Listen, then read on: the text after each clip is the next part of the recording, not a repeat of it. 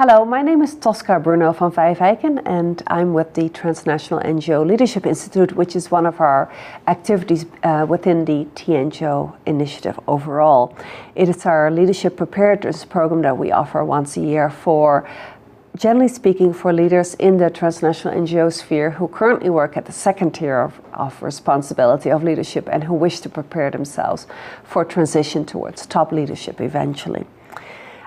And today I would like to take a brief interview with Bjarne Pedersen, and he's the Global Director of Consumers International, one of our participants this year in 2013. So thank you for allowing us to interview you. So Consumers International, what is the nature and mission of your organization? Consumers International is the international federation of consumer organizations.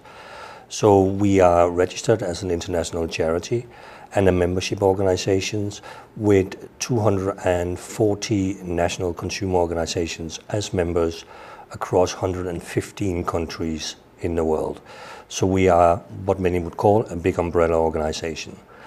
We have regional offices in all of the continents, and our mission is to protect consumer rights everywhere and make sure that consumer voices are heard, as well, of course, helping our national member organizations in their work. And so that could be anything ranging from product quality or quality of service to safety issues and others? Yes, we work typically right now, we work on corporate social responsibility, food safety, consumers in the digital age, financial services, etc. Typical example, for instance, consumers in the digital age. What is your rights as a consumer when you make transactions on the internet, when you use social media, etc. Right. So how did you personally, individually get involved in activism, and especially in transnational or global activism? And how did you become a global director in Consumer International eventually? Well, the way I got involved was almost by accident. I finished my dissertation, wrote my dissertation with an NGO, and then I discovered I really like the thing about making a change. That has driven me ever since. In opposition to the private sector, actually be able to change things that is aligned with your belief set. And I'm a deep believer in issues like social justice, rights, etc. So I pretty quickly found my niche. I'm Danish. I started working for a Danish NGO. And then quickly I realized if I had to change policy, I had to change the national parliament.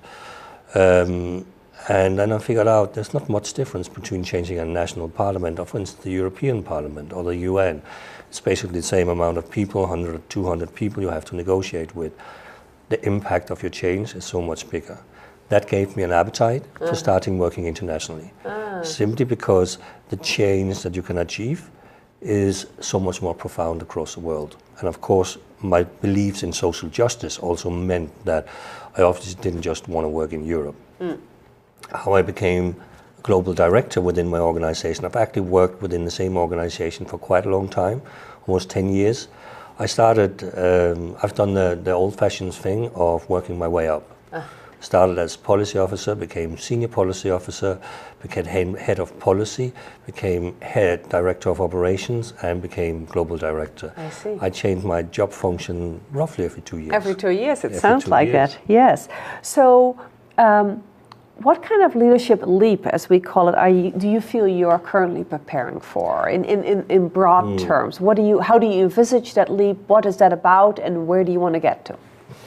I probably want to get to the stage where I'm more of a leader, CEO of an international NGO.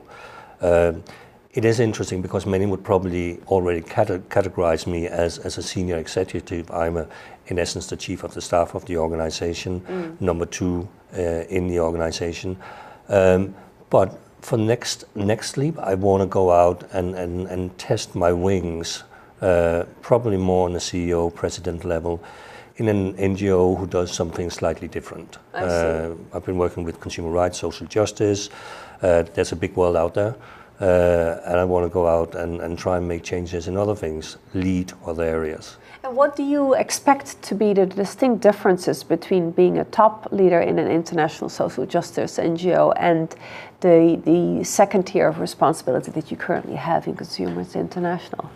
Second tier responsibility is much more about management of implementation. in reality, there's a lot of areas where you do get to lead. Of course, I do strategic development of the organization. I manage our regional offices across the world. But the key word there is I manage the regional offices. Yeah.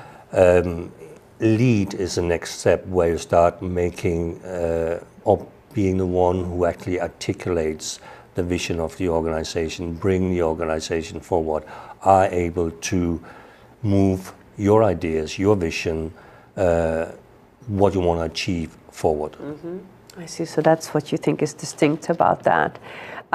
So what do you hope to gain from attending the Institute? What kind of expectations or hopes, at least, did you come in with?